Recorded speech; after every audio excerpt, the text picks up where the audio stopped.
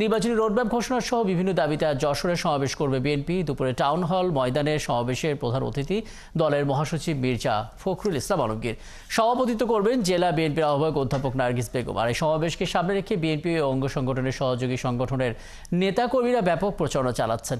নিত্যপণ্যের দাম সহনীয় রাখার পাশাপাশি আইনশৃঙ্খলা পরিস্থিতির উন্নতি, গণতান্ত্রিক যাত্রা পথে উত্তরণের জন্য নির্বাচনের দাবিতে সারা দেশে ৮ দিনের কর্মসূচির অংশ হিসেবে যশোরে আজ এই আয়োজন হচ্ছে।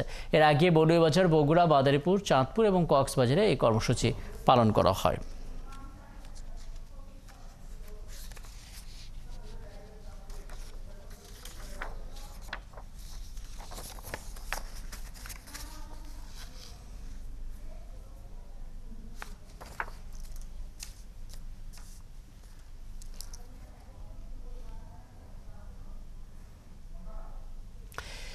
বলছিলাম দর্শক, নিত্যপণ্যের দাম সহনীয় রাখা, আইনশৃঙ্খলা পরিস্থিতির উন্নতি সহ নির্বাচনী রোডম্যাপ ঘোষণার দাবিতে যশোরে সমাবেশ করবে বিএনপি এবং টানা কর্মসূচির আওতায় আজ যশোরের সমাবেশে অংশ নেবেন দলের মহাসচিব মির্জা ফখরুল ইসলাম আলমগীর। সবশেষ আপডেট জানবো, যুক্ত হচ্ছেন যশোর থেকে সহকর্মী এসএম ফরহাদ।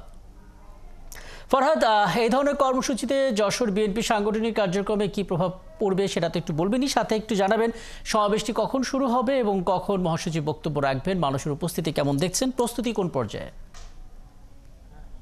ধন্যবাদ রাখি। আপনি জানেন যে এই যশোর টাউন হল ময়দানে যে সমাবেশ বিকাল ৩টায় শুরু হবে।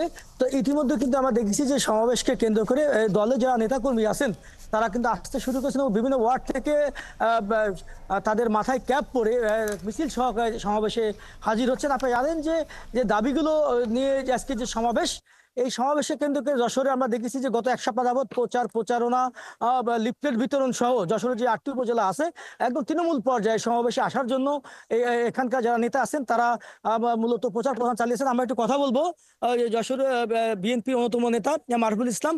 আজকে এই সমাবেশে তাদের প্রস্তুতি কেমন লোক হতে পারে, সার্বিক পরিস্থিতি কি ধরনের বক্তব্য আসতে পারে, সবকিছু বলতেন। বিসমিল্লাহির রহমানির রহিম। আমাদের আজকের এই সমাবেশটা সর্ববৃহৎ সমাবেশের জনসমুদ্রের রূপ নেবে। বিগত ১৭ বছর আমরা নির্যাতনের শিকার, গুম, খুন, মামলা হামলার শিকার ছিলাম এবং আমরা প্রকাশ্য জনসভা করেছি। পুলিশের ব্যারিকেড ভেঙে এই ঐতিহ্য যশোরের মানুষের আছে। এখন মুক্ত পরিবেশে এই জনসভা জনসমুদ্রে পরিণত হবে এবং আমাদের যে দাবিগুলো নিয়ে আজকের এই জনসভায়, দাবিগুলো জনগণের দাবি। এটা আমাদের দলের কোনো দাবি না।